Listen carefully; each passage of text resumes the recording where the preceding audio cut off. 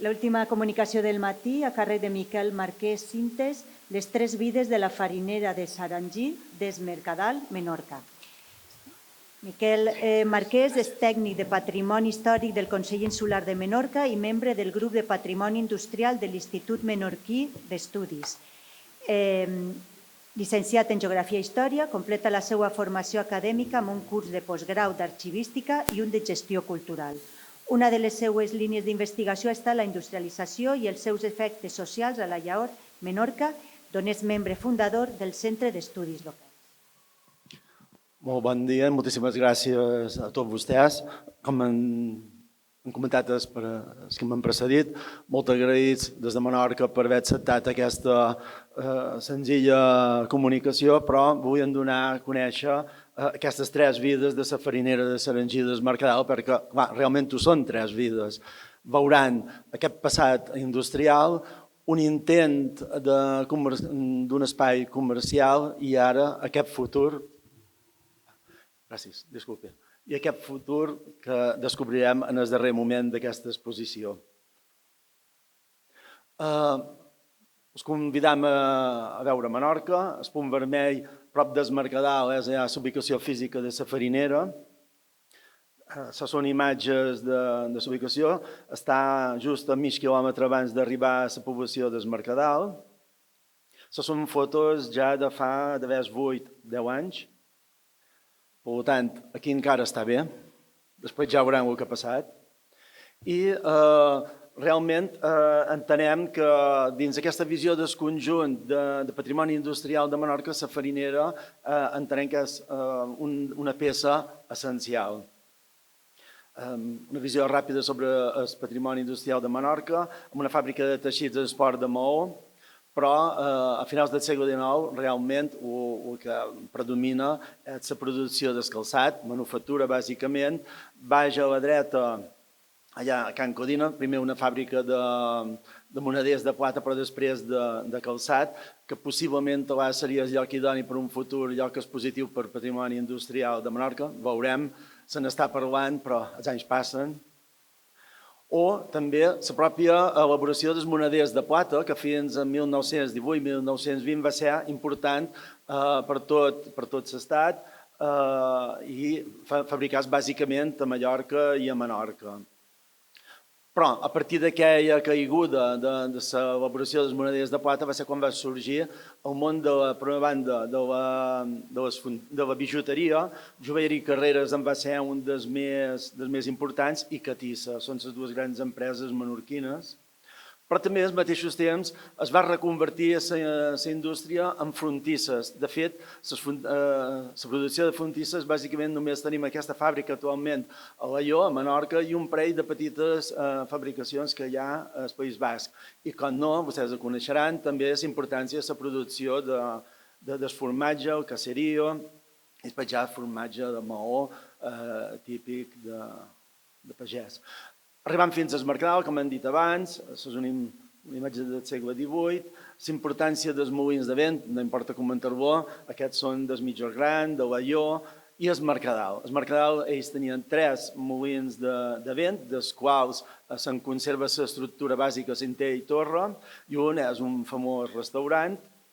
Però clar, els temps canvien, i del vent passam a l'energia, l'electricitat, la fàbrica elèctrica maonesa, com d'altres que hi va haver a la part de Ponent, Llevant, al centre, i amb el temps passam a els molins, en aquest cas el molí de ses Eres, i ara veuran 3 casos diferents dels 3 darrers molins fariners que teníem a Menorca i que han tancat i que tenen usos diferents. Aquest és del Mercadal, tanca l'any 2000, té un ús cultural, podem anar a visitar-lo, dels horaris no hi entrarem. El que passa és que és un cas curiós perquè el Consell Insular de Menorca compra la maquinària, però l'edifici és privat encara, tenim aquesta petita disquisició, i l'Ajuntament del Mercadal és el qui ho gestiona. Un segon molí, ho dèiem molí de mitjan lloc, realment és una petita farinera que també tanca l'any 2000, recordin, 99, 2000, tanca el 2000, molí de ses Eres, mitjan lloc el juny del 20 per jubilació. En aquest cas, després d'un episodi d'ocupació, segueix sent d'habitatge d'una manera més regular, i la farinera de Sarengí, que tanca l'any 1999 i ja fa aquesta segona etapa de vida, que és aquest ús comercial. Però amb la gran sort que poden veure aquí, amb aquest cartell, que la nova propietat tenia consciència que era important conservar els elements patrimonials i, per tant, es va voler donar a conèixer. Si me permeten,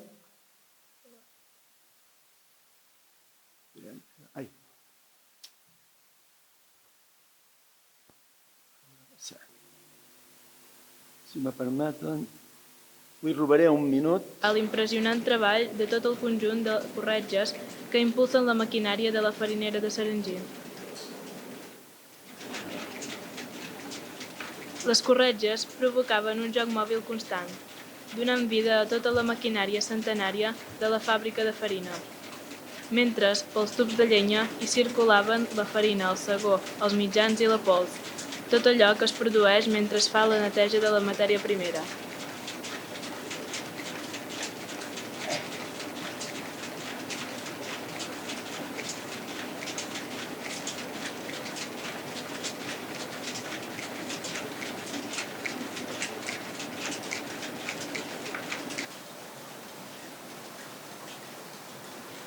Efectivament, policistes que fan feina quan Déu mana.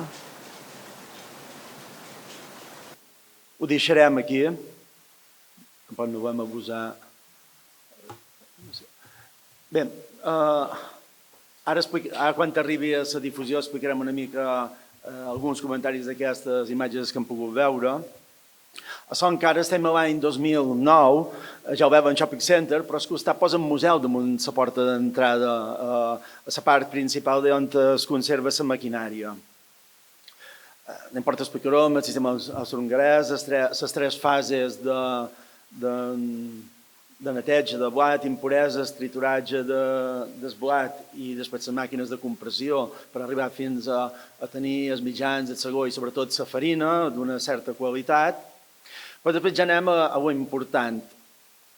La fàbrica és venuda en 1999, hi ha una primera neteja feta per un antic empleat. Entre 2000 i 2021 un nou tècnic fa una petita restauració de maquinària, però des de llavors, i estem al 2026, no s'ha fet res més. Es va fer aquest vídeo informatiu que vostès veuen. En perspectiva, són 26 anys, clar, té una durada de 16 minuts i mig i les imatges, la sort és que les tenim, per tant, aquesta nova propietat que ara la comentarem, tenen les imatges i segurament podrem fer un vídeo un poc més educatiu i divulgatiu. Es van fer també panells informatius i de les màquines creats per Publicitat Mates. Hi havia plànols i fotografies i, a més, uns breus fulls explicatius per complementar tota la informació que teníem exposada. Se van fer visites guiades. A més del propi informe tècnic històric del 99, en vam voler fer difusió a unes jornades d'historiadors i arqueòlegs. Vam presentar en el Premi Centenario sobre Arqueologia Industrial, era un premi que des de Mallorca se convocava en aquells moments i vam pensar que era una manera de donar visibilitat i al mateix temps, si aconseguim el premi, amb els doblers que s'aconseguien, poder invertir per millorar encara més la conservació. No ho vam aconseguir, però com a mínim ho vam intentar. Aquesta difusió cultural també s'ha fet en treballs complementaris, com en el marc d'un curs sobre plans directors, un parell de companys del Mercadal, en Joana Fallana i en Cristòfol Barber, es van centrar en la part educativa i pedagògica i, com no, nosaltres a Menorca des de l'any 2004 fem unes jornades de patrimoni cultural on van convidar en aquell cas, l'any 2009, la Carme Gilabert de Castelló d'Empúries, que realment va ser un gust poder conèixer la feina feta per ells i que podien fer, en aquest cas, es Mercadal. Aquí és un moment d'aquella visita. Però arribem 2009. 2009 comencen els problemes. En aquell moment anaven dient que a Menorca teníem l'única fàbrica farinera ben conservada de Menorca i n'estàvem molt orgullosos. Però aquella iniciativa de centre comercial no funciona, no explicarem el camí sofert, cau en mans dels bancs i aquí fins a dia d'avui tenim les portes tancades. Llavors puc començar a avançar això. Al Centre d'Estudis Locals de Balló ja vam proposar que el Consell compràs, adquirís, impulsàs, es posés d'acord amb l'Ajuntament de torn. No va ser possible durant tot aquest temps. Després, Magdalena Sales, del Museu de Manacor, ens va venir a explicar el projecte d'intervenció en el molí i farinera d'en Beó. I, per altra part, això sí, el Consell del 2001 ens havia inscrit en el catàleg insular de Patrimoni Històric de Menorca que la farinera, la maquinària de la farinera era bé mòbil de caràcter etnològic. El 2024, ja molts de vosaltres que van participar en el primer CEMUSI ja en la visita d'aquell diumenge van poder veure com a Mallorca sí, a Manacor havien fet els deures i per tant se pot gaudir d'aquesta restauració de la farinera d'en Beó. I clar, mentre que passa en parlam, però estem parlant com en moltes ocasions, que és un patrimoni privat i, clar, les inversions no són possibles. Ja en aquestes primeres jornades de patrimoni industrial organitzades per l'IME, el 2015 ja se'n parlava, tant de que la farinera podia ser un futur centre d'interpretació sobre el patrimoni industrial de Menorca, com els problemes de conservació que la Cambra de Gilbert ja ens havia apuntat anys enrere, sobretot fusta i ferro. De fet, l'any 2002 ja se reclamava un futur museu de la indústria a Menorca, com en altres indrets, però ho que veiem.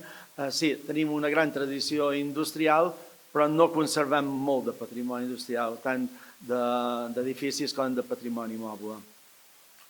2024, dins el marc de l'IME, de l'Institut Menorquí d'Estudis, aquest grup de recerca en qüestions bàsiques com inventariar tot el patrimoni industrial, fomentar recerca, executar mesures de conservació i reutilització, que la societat en sigui partícip, i sobretot crear aquest museu, aquest centre d'interpretació, com vulguem dir-li, tot i que avui de matí ja hem vist que també hi ha altres fórmules possibles. Per tant, un museu, una xarxa de centres, és el que va sortir en el 2023 com a idea bàsica.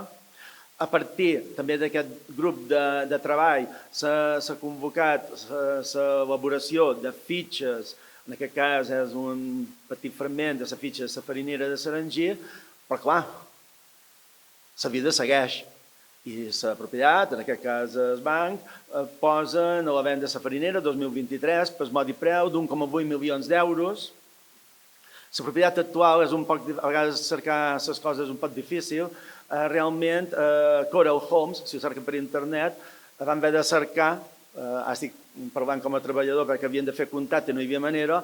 La propietat realment és un mà a mà entre Lone Star, un fons dels Estats Units, i CaixaBank, que a través de Servi Habitat comercialitzen i tenien Bonin Sensor com la immobiliària de Menorca, que ara es mostrava encara per vendre-lo. I com poden veure, Bonin Sensor va fer fotos polides, la veritat és que, bueno, fa ganes comprar-ho. Problema, agost de 2024 hi ha una gran ruixada, una gran aigada. En 4 hores plou 200 litres i tenim un problema de conservació, actes vandàlics, ocupacions. I clar, en Joan Alemany, un expert, ja ens parlava de veure si cercam altres maneres per poder donar altres usos. La farinera segueix en venda, no es ven, davallem a 900.000 euros, bueno, la meitat, tal vegada entre tots, si fem una capta avui migdia, la comprarem, però no passin pena. No perquè Fundació Waldorf, i ara ja estic acabant, a l'octubre del 2025 anuncia el seu interès per Sarangí.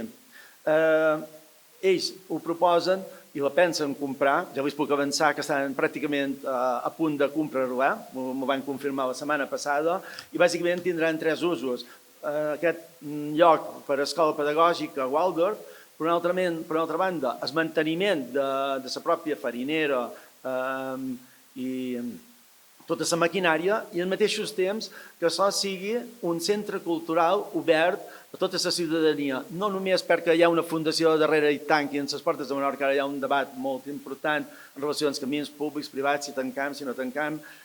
Per la premsa veuran que molts d'estrangers, i no estrangers, Colca Nacional, compren possessions, i Waldorf ja ens ha fet fer arribar un projecte a través de Treball i Cultura on se proposa una intervenció sobre la maquinària des de novembre del 25.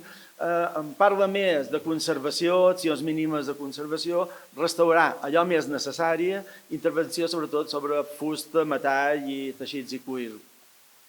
I Waldorf en fa difusió. I esperem que aquesta proposta de compra es tanqui i tot allò que Waldorf diu que faran, d'aquí un any us pugui explicar que efectivament ho hem fet. Moltes gràcies.